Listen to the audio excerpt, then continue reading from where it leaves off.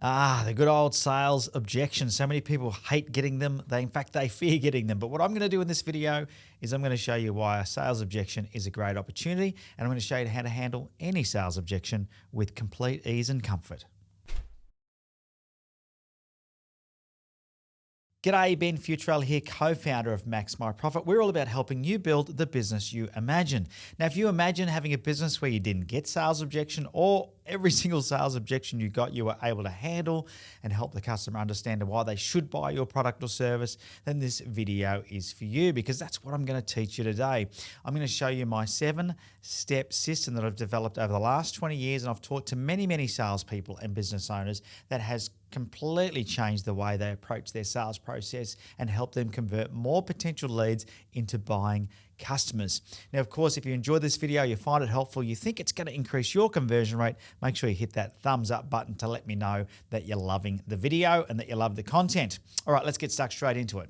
So step 1 of my 7-step system is gratitude. Okay, you might want to write these down, is gratitude. And what do I mean by that? Is thank them. So if somebody gives you an objection, whether they say, I can't afford it, I think it's too expensive, I don't have the time, I've got to check with a partner, it doesn't matter what they tell you, their objection is, thank them. Just say, thank you. Thank you for letting me know. I really appreciate that. Okay, it's very important that you show them that this is not something that you're going to defend. Okay, if you think about the human psychology that's going on in a sales meeting, there is a natural tendency for a buyer to be wary. And that's because there's been salespeople that have used tricks and techniques that have probably been a bit underhanded, or people can make people feel a bit uncomfortable. And so they're expecting that. They're not expecting you to be grateful that they've just brought this problem up, okay? And so I don't want you to see it as a problem. I want you to see it as an opportunity. And so you've got to show them gratitude. So step 1 is show gratitude. Say thank you. Thank you for letting me know.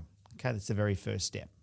All right, step 2 in my system for handling any sales objection, once you've thanked them, is to show empathy. Now, empathy is about letting them know that you understand. So no matter what their objection is, you want to let them know that you understand how they feel, you understand why they feel that way, and that it's okay. You don't want to make them wrong. The last thing you want to do in any kind of a sales meeting is make your potential customer or your prospect wrong, because it's not about a right or wrong. This is about working through what the challenges are in their mind to buying your product or service. So what I like to do is I actually say to somebody, look, I understand. I 100% understand that you don't think you can afford this right now. And here's why. And I'll explain to them why I think that. So for example, let's say maybe I'm selling them a car, and they might go, look, I just don't think I can afford this. First of all, I'll use step 1, which is say, oh, look, thank you so much for letting me know that you don't feel like you can afford it. And look, I understand 100% why you might think that. Up until this point, we haven't really talked about all of the different payment options that are available. And on the surface, based on what you've seen, maybe you think it's out of your range, but with a little bit of working together, maybe we can come up with a solution. But I 100% understand. Okay, so don't make them wrong. Just say, I understand exactly why it is you feel that way. If they say they're too busy, if they say you're too expensive, if they say it's the wrong color, it doesn't matter what, just say, I understand. I understand why this might not be the perfect fit for you. Just say, I understand. It's called empathy, and it's very important. It's like walking a mile in their shoes, letting them know that you understand that they have a particular feeling and that is going to influence their decision, okay? It is all about them, not about you, and this is really important. All right, step 3 in my system is to do what's called isolating the objection or objections. And this is a really important part of being successful in dealing with customers that have queries, questions, or maybe some hurdles as to why they might buy your product or your service. And what can happen is sometimes people will have an objection, a salesperson will handle that objection, get back to asking for the sale, and then another objection will come up. And what I like to teach people to do is, once they've worked out that there is a problem, so they thank them for it, they then show empathy and they say, I understand. The next thing is to isolate that objection. So let's say your prospect said to you, I'm not sure I can afford it. You would say, thank you so much for letting me know. I completely understand. Besides the fact that you feel like you can't afford this, is there anything else that would stop you from purchasing this product or service? Now, you wouldn't put in those exact words, but essentially you need to script this for yourself. So you would say, besides the fact you feel like you can't afford it, is there anything else that's bothering you or stopping you? Okay, so we want to do what's called isolating objections. Now, they might say, I'm also not sure about the color, or I'm not sure about that you can deliver on time, or I'm still not comfortable that you are the right company for me. So then you'll read that back to them and you'll go, look, okay, besides the fact that you don't think you can afford it and you're not sure about the color, is there anything else that's troubling you? Okay. What we want to do is we want to drag out every objection we can possibly get out then and there and isolate them. Okay. We want to make sure that we've got all of the objections on the table so they can't surprise us when we then ask for the sale again. Now, step 4 in my system is just about then getting an agreement that if we can solve these problems, that they will look at moving forward. It's not getting the sale, it's just getting an agreement that if these are the only problems that exist, if we can solve these problems, would you be willing to then look at moving ahead or placing an order or whatever it might be? The words that you use will be different depending on what it is your business is or your product or service. But what I like to do is I like to sort of say, okay, if we go through the first 3 steps again, I'd say, thank you so much for letting me know. I then say, I understand. Okay, so that empathy. I then isolate the objection by saying, besides that, is there anything else?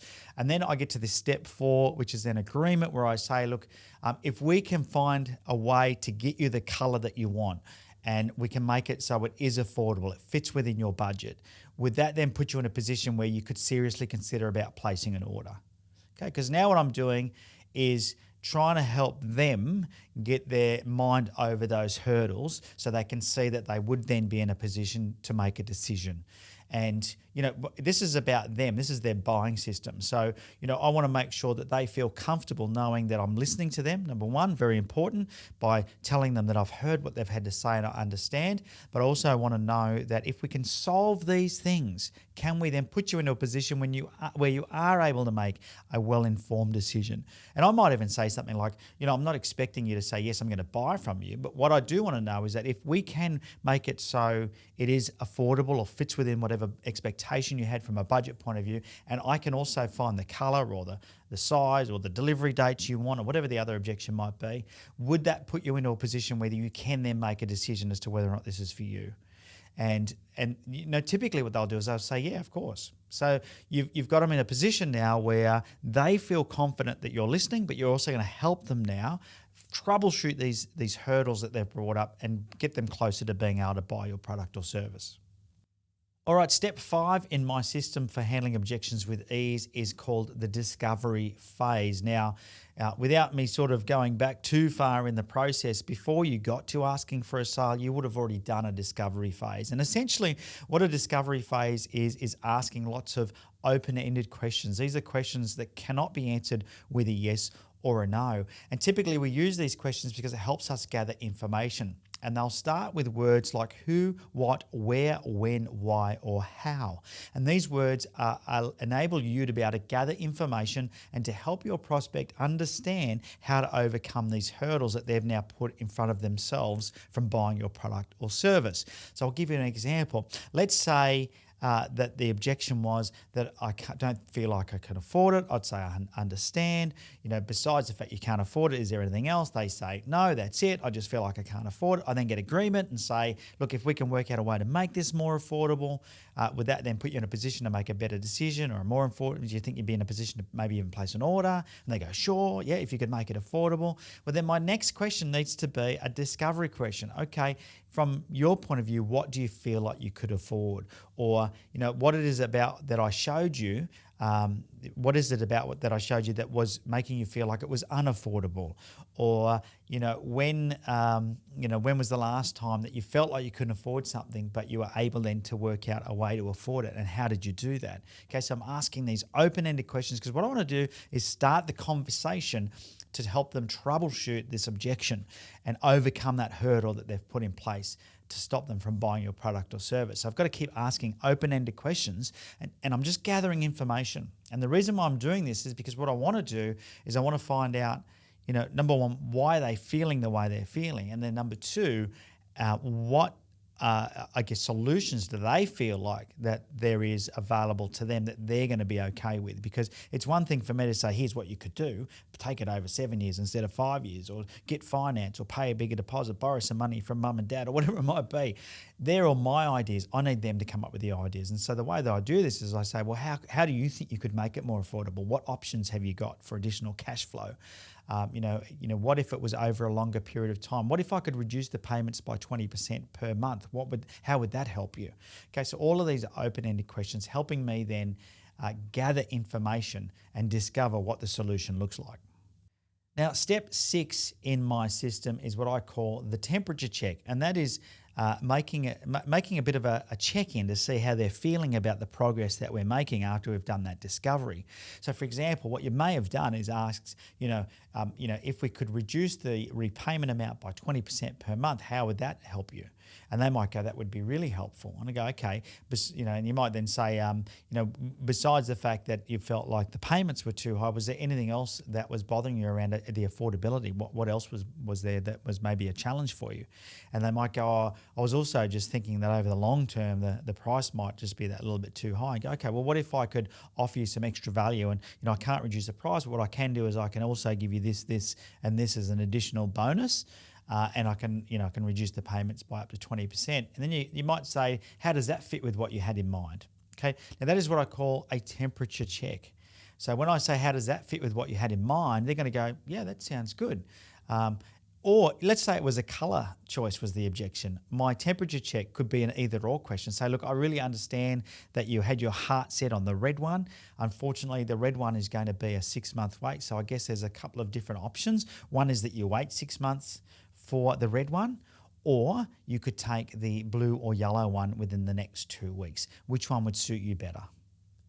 Now, that is what's called a temperature check. If they pick one of those options, then in their mind, they've started to buy your product or service. If they say, look, none, because I'm still not happy, okay, well, what aren't you happy with? And you start back at the discovery. So the beautiful part about this system is if you get to this temperature check point and you realize they're not ready to move forward, then you just go back to asking more questions. And let's say I asked that question about the colors and they said, none of those colors is going to be good for me. Go, well, okay, I thought you said the red was what you were after. And they might go, yeah, but no, I'm not really sure about that either. Okay, so what color is it you're after?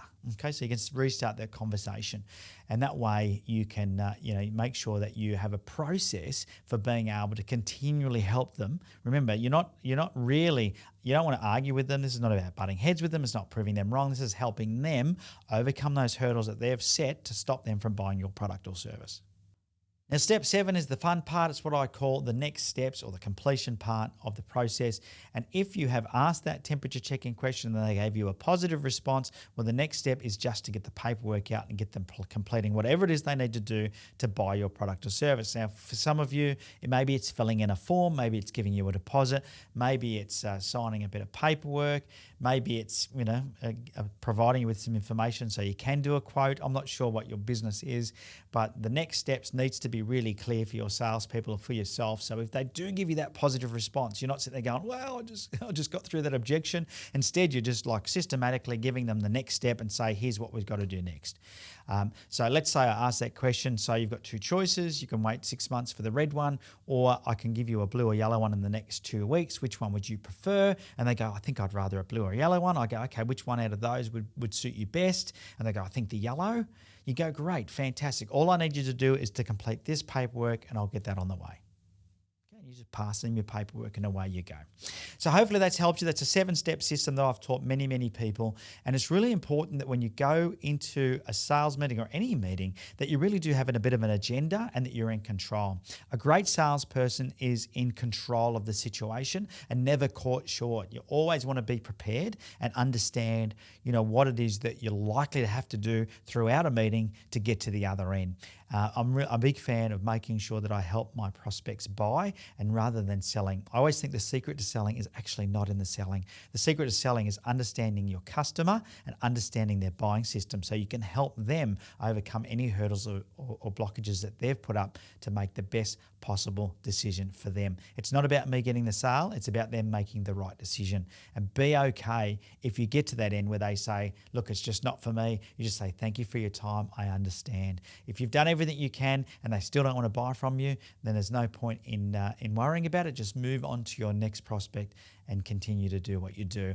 All right, if you found that helpful, give it the thumbs up. Also hit the subscribe button so you don't miss out on any future videos, as we're releasing a lot of content every single week to help you get the edge in your business. Take care. See ya.